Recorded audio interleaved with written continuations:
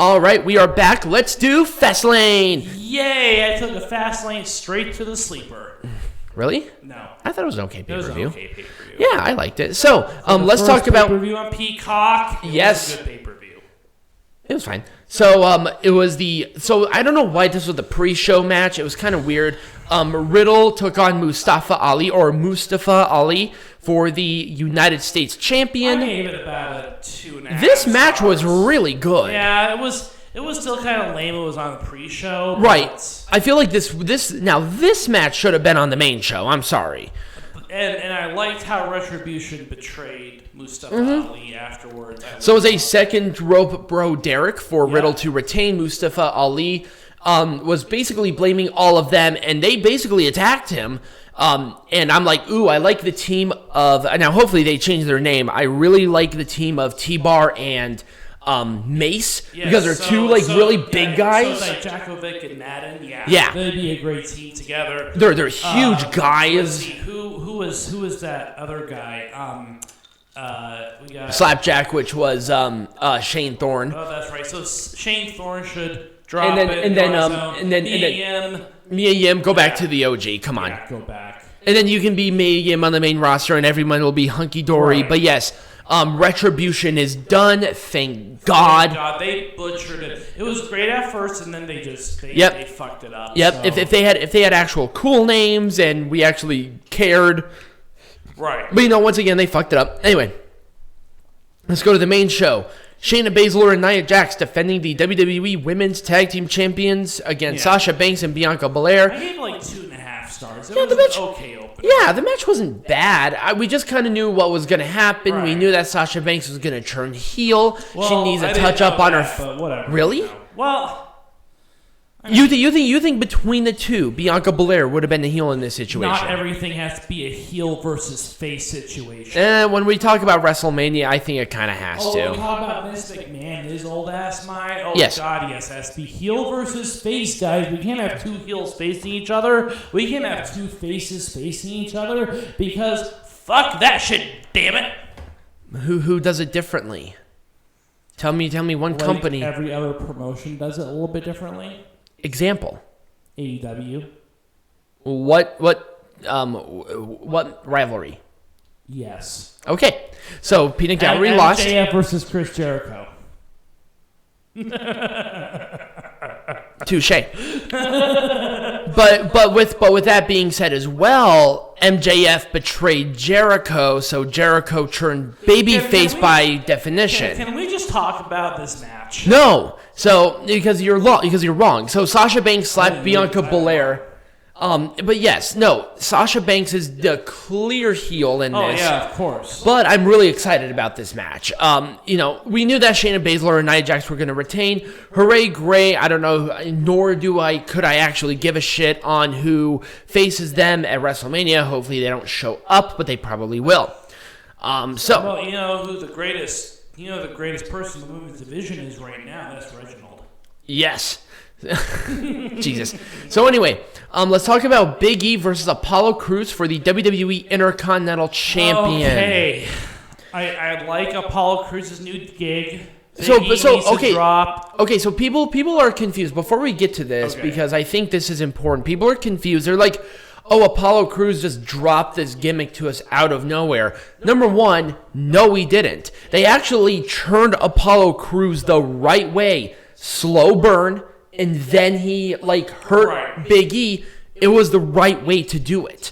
And then he explained why of the change. Right. And it made sense. Right. His parents are from Nigeria. Like him being in the royal family with an iron fist, we couldn't confirm it. But we know we can't deny it either because his parents are from that tribe. Right, his parents. Nigeria, his parents are literally from the tribe that he was discussing in Nigeria. Shit, that guy was probably polygamous, so he really didn't. His great grandfather was probably fucking everybody. So. Right, and also I love this gimmick, and also I feel like this was a thing that really Apollo Crews needed. Yeah. At the end of this match, it's clear they're doing WrestleMania. Apollo Crews is no longer just your generic good guy. Thank God he has a gimmick. it makes sense for him. Yep. Now, the only thing that I'm going to kind of bitch about, because we really didn't know anything else, is the accent. I think it's kind of getting corny, but that's just me. But I think that being raised by parents literally from Nigeria, I think he has a little bit of that within him. I get it. It's better than Kofi Kingston's fake Jamaican accent. Right, where he was not even born in Jamaica whatsoever. He was literally born in Ghana, West Africa. So what the fuck are you going to do? Anyway, the one thing I liked is that it just makes sense. Right. And I love this Apollo Crews. Anytime an Apollo Crews segment is on SmackDown, I watch it. Because I do. Oh. I actually go out of my way and watch that segment. See, I don't watch SmackDown. Well, no, I don't watch all of SmackDown. I watch the things that I care about. Roman Reigns segments and Apollo Crews segments. That's pretty much about it. And it's just great. Anyway, the match was fine. It was. I like the story that they told. Oh, a great story. They've been doing this title match right. But obviously it was a weird pin thing. It was kind of weird. I didn't like it. I mean, there's several Mania. Right. I didn't like it. Apollo Crews attacked Big E and just paintbrushed him to shit, man. He slapped the taste out of him, and they're really putting over the angle slam as Apollo Crews' new finisher. I don't mind that either. He needed, I think, especially with somebody like Big E, Apollo Crews cannot do that spin out powerbomb thing anymore. There are finishers that just can't work on big people. Right. And the angle slam can work on anybody. Right. Anyways, talk about the next match. Yeah. The train wreck that was Braun Strowman versus Elias. So yes, Braun Strowman was supposed to face Shane McMahon. They pulled it. Peanut Gallery's like, aren't we missing a match? I'm like, oh shit, we're missing the Braun Strowman-Shane McMahon match. And he's like, they're not having that. Are you sure? So I double checked. I'm like, oh, well, apparently they pulled that shit out of fucking Nowheresville. But yes, for no reason whatsoever, other than just for reasons, Braun Strowman faced Elias. It was a power slam for Braun Strowman to win. Okay, I don't give a shit. Thank you. Braun Strowman versus Shane McMahon at Mania. Nobody cares. Nobody cares. And they're like, oh my god, Shane McMahon's a big draw. No, Shane McMahon's a big draw when he's facing somebody who's actually, like, not a complete imbecile. Shane McMahon's a big draw for me to not watch this match. Shane McMahon is a big draw for me to hang myself in the coat closet, okay? Oh, wow. So, Shinsuke Nakamura versus Seth Rollins. This match was amazing. It was. Now, it was missing a few things. Number one, it missed a storyline. Number two, it missed a stipulation. Number three, it missed WrestleMania. So here's I only gave it 3.5 stars. The only thing that pissed me off slightly about this, like, number one, they only did it on SmackDown to set up this match. I understand why they did this, because they're still building to Cesaro facing Rollins, but why wasn't Cesaro there? Right. Cesaro wasn't even involved. He wasn't involved in it. Why? Why was he not involved in it? And it's like, oh, Cesaro and Shinsuke have separated. At that point, it's like, oh, it's his friend. How are they still friends? Right. They haven't tag teamed together in a while. And I liked Cesaro and Shinsuke as a tag team. Oh, whatever. Okay. I mean, who won? It was Seth Rollins to win. It was a stomp. It was a great match, though. It was a great match. Nobody looked bad. No. To be honest with you, people, Shinsuke's not going to be on the pay-per-view. I know. It's unfortunate. Over 2 nights, they're not going to do it because they want the Bad Bunny jerk-off sesh for half of one of the parts. So, Drew McIntyre versus Sheamus in a no-holds-barred match. This match was awesome. It was good. It was fine. It was. There was a great build. I love the build. The only thing that kind of... a stipulation. It was not a stipulation. Everybody was expecting, because they had all three, Bobby Lashley, Drew McIntyre, and Sheamus, involved in a rivalry together. That's why he docked it off. That's why he docked it down. It's like there was no stipulation. Now, if it was... for reasons. Right. Now, if it was a Drew McIntyre, Sheamus, no-holds-barred match, the winner faced Bobby Lashley at WrestleMania, this could have easily been my match of the night. Absolutely. But they didn't. Right. It was still a great match. It just... failed. It was like a wet... It was like a fart, but you're like, that seemed a little wet. So, right. But it was Drew McIntyre hitting a Claymore after a very brutal match. It was pretty brutal. It was a brutal match. It was great, though. I loved it. But yes, Drew McIntyre won. No issues, but I love Drew McIntyre, like, standing over Sheamus and, like, crying, because they did tell a good story to this match. Oh, yeah. Great friendship, blah, blah, blah. I made a really great joke about having some haggis, which is disgusting, and a Guinness on standby for it. Because, Scottish and Irish. Yeah, no. Anyway, clapping.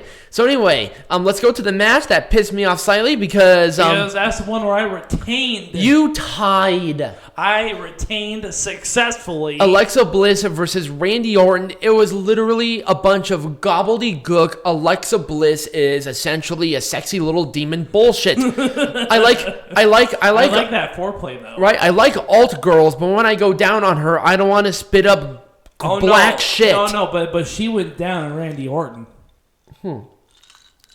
Remember the pin? It was not very PG. Right. So the Fiend came out. He looked like burnt Fiend. The burnt Fiend. I swear to God, if you put out some graham crackers and a Reese's, you could make a fucking s'more out of that shit, and it would have been fine. It was like, ooh, you can still salvage it by just scraping off a little bit of that crap. You're good to fucking go. Right.